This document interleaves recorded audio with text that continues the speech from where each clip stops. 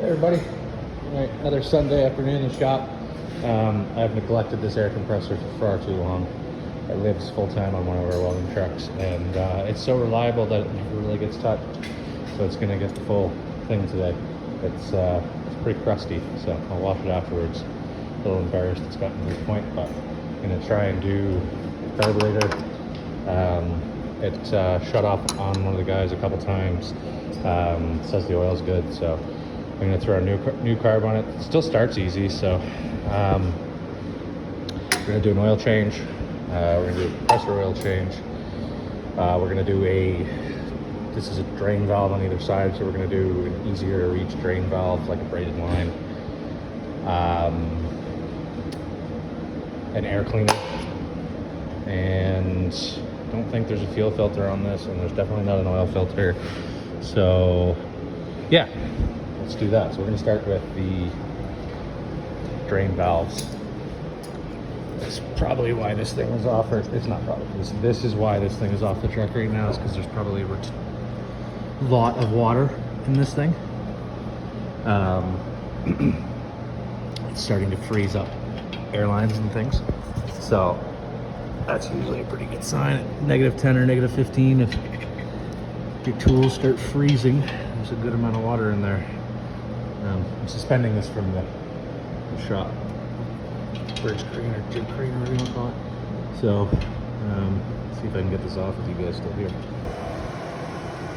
Okay, so that got really lame really quickly. Rounded both of them off. Couldn't get them out with an extractor. Ended up just drilling them out to size right below the tap drill size for whatever this is, 1/2 inch MPT or whatever. And now I am chasing the threads so that thing will fit in there. So I don't want to jinx myself, but one side seems to be working out okay. So yeah, let's see here in a second if they both go in.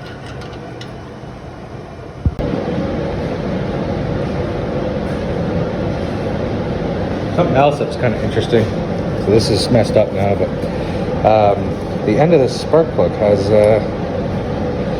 like a little brass threaded thingy on it. I haven't seen one of those before. I've seen these thread off and go to bigger ones, but maybe that's a common thing. Maybe I don't know what I'm doing, but I'll probably throw it on the other one and continue on. New one is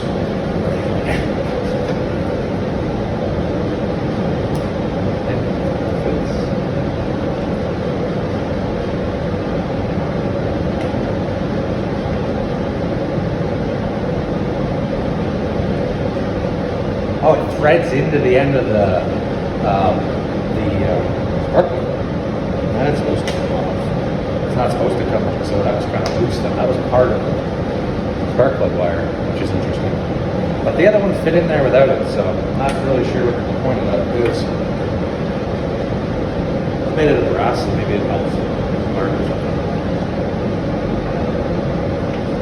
It worked for a long time with it there, so I'll put it.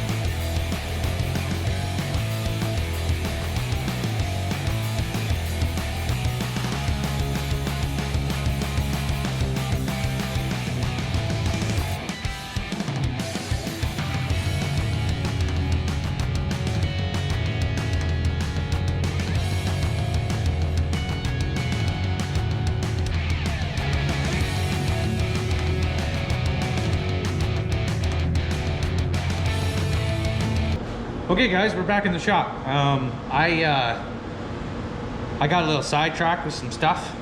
didn't get 100% done on this whole air compressor service. I ended up that night throwing the other one on the truck just to get me by, but it's another weekend, I got some time again.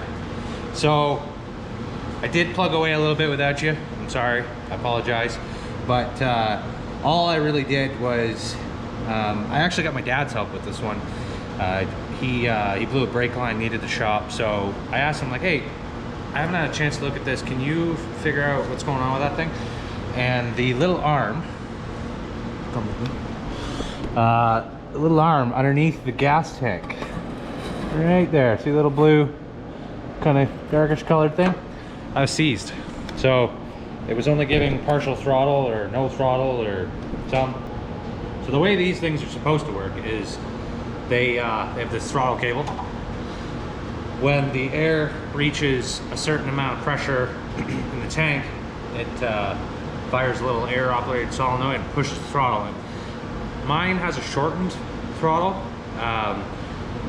When I'm arc gouging with it, I found that raising the air pressure, the limit on the air pressure, was helpful. I didn't bypass the safety or anything like that. I just knew that this thing went to 150 and the safety valve was like 175 or something like that. So I was able to adjust it so that it would go up to 175, which was kind of helpful. But my big thing is that the kick-in pressure. So before it would go down to like 60 psi or something, and then it would kick on. So my arc gouging was getting worse and worse and worse, and then it would get better, and then it would get worse and worse and worse, and it wasn't very consistent. So I shortened the throttle cable, which was like, you know, very fine tuning type thing. It didn't make that much performance difference. It uses more fuel, but this is kind of like a purpose-built thing for arc gouging and running heavy air tools, where I don't really intend to turn it off. The only downside is that when I'm not using it, I have to walk back to the truck sometimes and turn it off because it's running full tilt. It does kick down, but the idle is a lot higher than it should be. So my air is kind of more on demand. I've tried screw compressors. I have screw compressors. I have lots of other tools. Like I have 3 of these things, a screw compressor, and now I have a service truck with a PTO compressor. They're all really good. They all just do different things. I have 2 electric compressors, one small one that you can carry around with you for small things. So they all do different things, and this is kind of tuned for arc air gouging and heavy plasma cutting. It's lightweight, and I can move it around by a sling or my crane. I took the wheels and the handles and everything off of it. I have one with wheels and handles if you want to push it in to a building or something like that. But this is designed to fit the spot on my truck, one of my welding trucks, and fits this specific application. So I understand that it wouldn't work for everybody, but this is I've used this thing for a couple of years. It's dialed. It's exactly what I wanted. It just needs maintenance. So just to recap, we did the carburetor, just changed the whole thing. I did have problems with the new carburetor's float bowl not draining, or draining onto the floor, leaking onto the floor. So I tried using the old one, but I think it's just the gasket. The gasket doesn't fit the old one, and the new one comes with a new gasket. I'm hoping that this will fix the problem. Anyways, dripping gas on a welding truck is probably not the ideal situation. So we've got that, we're gonna do that. We put the drains already in. A ton of water came out. I don't know if I got that on video. Disappointed in myself. Need to be doing that more often. That's why I put those easier to access drains on. And we're gonna do the compressor oil.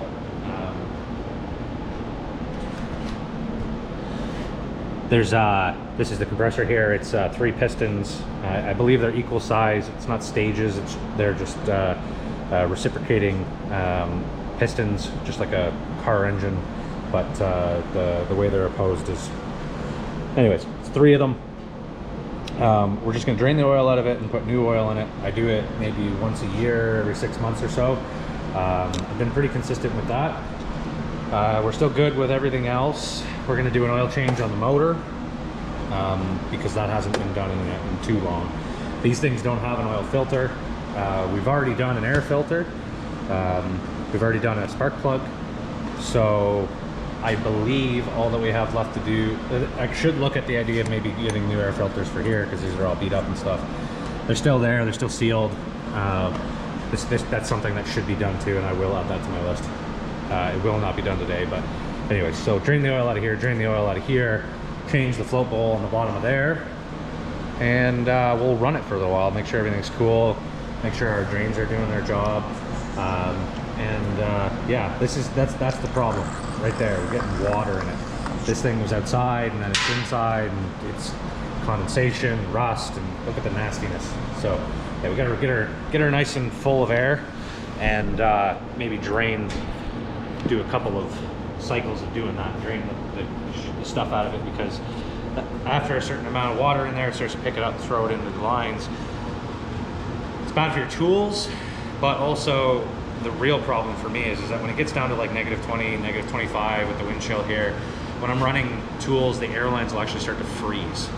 I can put alcohol in the intake to try and keep it from doing that, but you can only add so much, and it will only stay in there for so long. If this thing's running for 9 hours, I have had problems where I've had to bring extra air lines with me, throw them in the truck. You know, I usually would get about 3 or 4 hours out of it, and then I'd switch the airlines out. I'd go start the truck, throw the other airlines in the truck, pull the ones out of the truck that were in there that don't have water in them and aren't frozen. And a lot of the time I'm working like 100+ feet away from my truck, so it's hard to keep all of those lines. I run 50-foot line sections. It's hard to keep all those lines from freezing, especially when they're 3/8 line. I don't even run 1/2 inch at that kind of distance. I don't feel like it's necessary for what I'm doing with it, but it might be for some people. But yeah, I'm gonna stop talking now. Just do some stuff. So yeah, we'll start with the float bowl here. Just another Amazon special. This is basically just like a bottom half rebuild. So it comes with your float, which we don't need because we just got a brand new one in there. Then it comes with a gasket, or this is actually an O-ring. So here's our old O-ring. It does have kind of a square face to it, and this is a definite O-ring. So it does have a little lip to it. So we'll make sure that this is going to seal. I'm not saying that these are even the same. Hopefully it works for our application. We've got a needle and a seat and small spring, some small looks like sealing washers. So there's a drain on the side of these things with a threaded hole, and then there's just a mounting fastener that goes up through the center of the carb.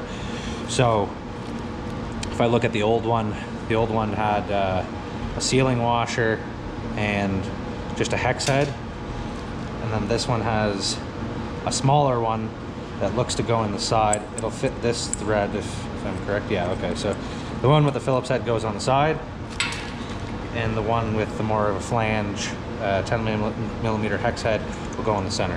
So we'll throw those parts off to the side and throw them in our Honda random parts bin, just in case, you know, you come in one night and I don't know what happened, boss. The float belt fell off on the highway. So there's 2 sealing washers here, and then the rest of these parts we don't really need. So we'll take those 2. And do I need to save the old one? No, don't save it. Just throw it away. And we'll throw those parts in our little Honda bin there. Got quite a few used parts. I think the carburetor that was on this actually came off of another machine. I'm not saying that this is the right way to do things, just changing an entire carburetor. It's just the time to take it off and completely clean it. I've done it lots, spent lots of times cleaning lawnmower carburetors. The ones that come on them, the genuine Honda carburetors, are better. They're tuned to the machine from the factory. They work better. They're better quality parts. The O-rings, the washers, the everything. The gaskets last longer. This is like a $40 carburetor. The only thing is that I'll keep 2 of these on the shelf. If I ever have a problem, hopefully you get a couple of years of use, or it depends on how long they sit, the quality of gas, if it gets a bunch of crap in it, who's operating it, lots of factors. But hopefully this is the last time I have to do this for a long time. But anyways, we just changed the whole thing. So We've got two little sealing washers here. So we'll put the smaller one with the smaller bolt and start it inside there. And the hopes with that is that keeps that sealed. And then we'll put this one on here. And there's going to be a journal that the O-ring gasket mating surface will let's see if I can get you. The reason I touch the thing every once in a while is because the screen turns off and I don't know if you're seeing everything I'm seeing, so that's why I'm doing that. But yeah, so there's a definite square cut in there, so wouldn't be surprised if this doesn't 100% seal. But we've got a flat surface here and a square surface here and a little bit of a lip on here, so I'm gonna go with the lip goes inside the journal and the flat surface is your sealing surface on the flat bowl. So try and get all of this in here and not look too stupid while we do it. We'll get that on there.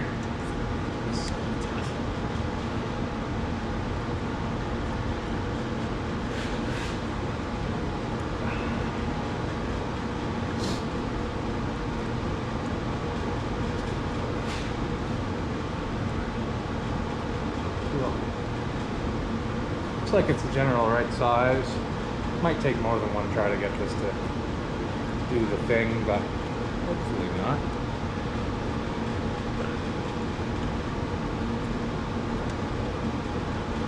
Let's see.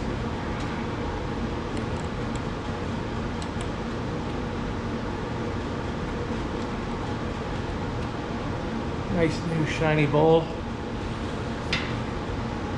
Nothing like new parts. Even if they are kinda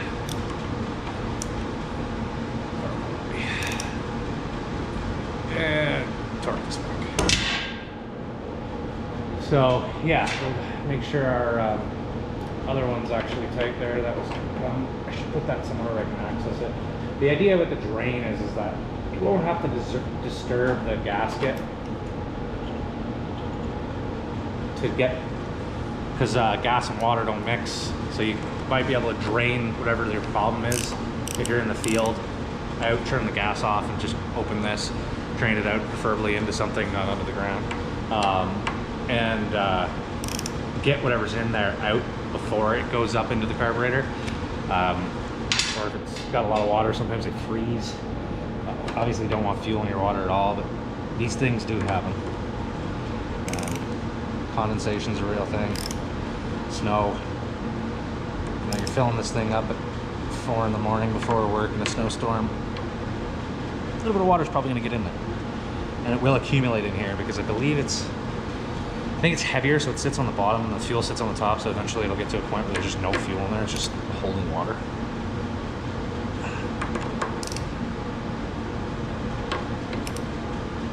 Okay, so we'll turn this on and see if it causes any kind of drippage. For the sake of trying to get as much as I can done here, maybe we'll transition over to something else while this fills. So I think next up, probably drain the motor oil. So there's a fill port there and a dipstick check there, and there's a little 12 or 13 millimeter right there, it looks like. So I'll probably try and find something I can put underneath here to catch it. So be right back.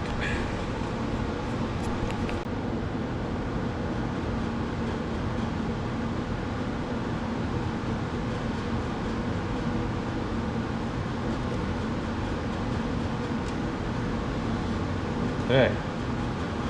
It's one of these little flexible funnels off of off Amazon there. 12 bucks for a couple of those. Seen a lot of mechanic type guys on Instagram use them, so figure there must be something to it. Seems to be doing its job. It's just got like some sort of cardboard or something in there. It seems pretty flexible, but not permeable. Oh, my switcher is in the oil. Anyways, so that's doing the draining thing. So back to our carburetor. We don't have any drips, but it was mostly while it was running. So let's see how would be, I guess all the, wouldn't actually be all the way up to the float bowl, would stop at a certain point, but we'll find out. We're not going to start it now because, you know, need that black stuff in there.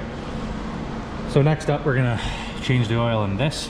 So don't quote me on it. I'm going to have to Google this, but I think with the sight glasses, you go halfway.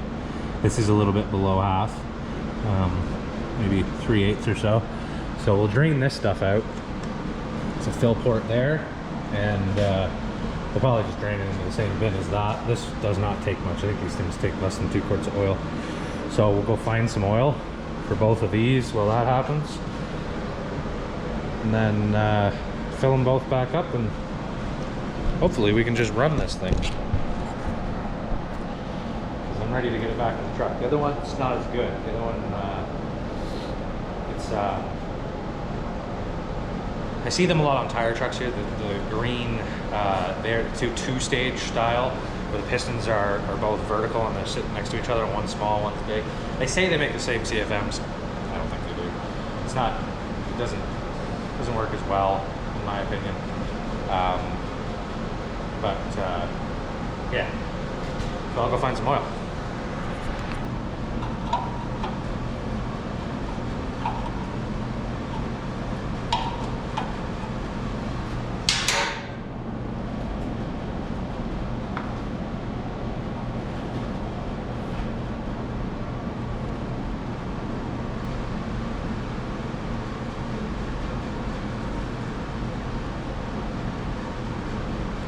Oil looks good.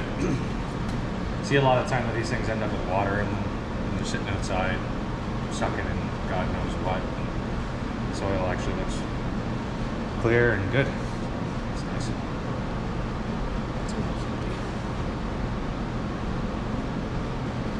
Doesn't take a whole lot, and it works really hard for me, so there's no reason why some maintenance can't be done.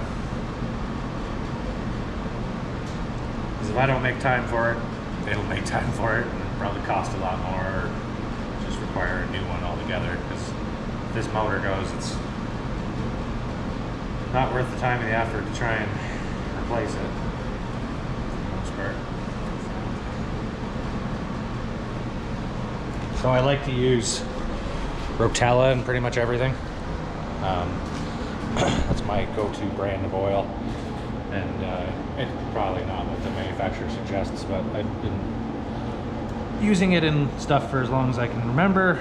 I'm not that old. I'm not a mechanic, but definitely changed my fair share of oil, and never really run into a problem. I put too much oil in a lawn tractor one time when I was a kid. I was trying to be helpful, and I wasn't. I filled it right to the top. I thought, nah, that's how it goes. And definitely did some damage to the lawnmower on that one. And that was my first and last time doing that. Yeah, maybe we won't do that with this. We'll just fill it to the right way. So the Honda manual says to fill these things up until they're about the halfway mark. There's no high or low mark on these things.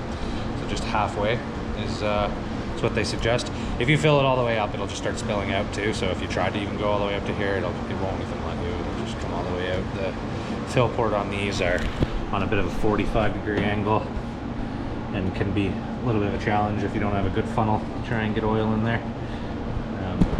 Be nice if they were kind of up here. That's my only real qualm with these engines, because they're pretty much perfect besides that. So we'll grab some oil here.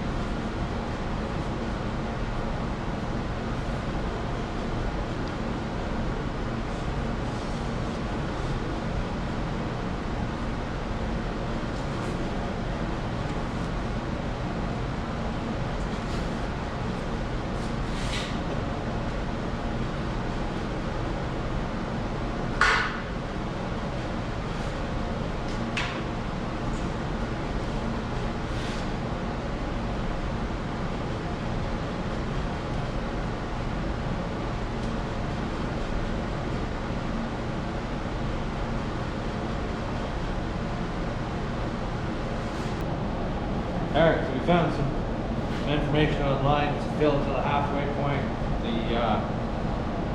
Well, I was actually reading the manual. It said below 0 degrees run ISO or AW32 hydraulic oil, and above run 1030, 1040, something like that. So it's gonna be below that for quite a while. So we're gonna do that. And, makes sense. It's not producing carbon or anything like that. It's just looking for lubrication. So I'll just start filling this until we start to see it on the sight glass. Okay, just a little bit over half there. Start to level out a little bit. Cool. Well, hopefully we're good for another season off of that. We'll put this back together. And I think that is it. We've done everything. The carburetor doesn't look like it's leaking while it's just sitting there full. So we'll start it up, run it, see if it leaks while it runs. Here's hoping not.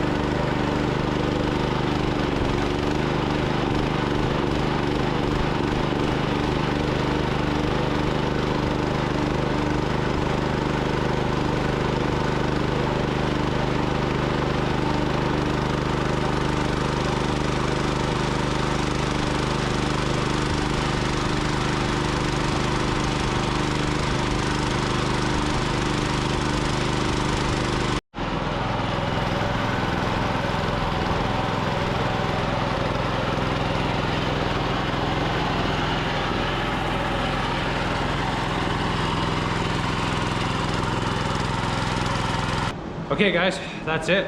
We've checked the oil on both the compressor and the Honda GX270. Everything's good. The carburetor's not leaking, thankfully. We had to tune it just a little bit. There's a little screw on the side. It was kind of doing like a hunting a little bit in the beginning there.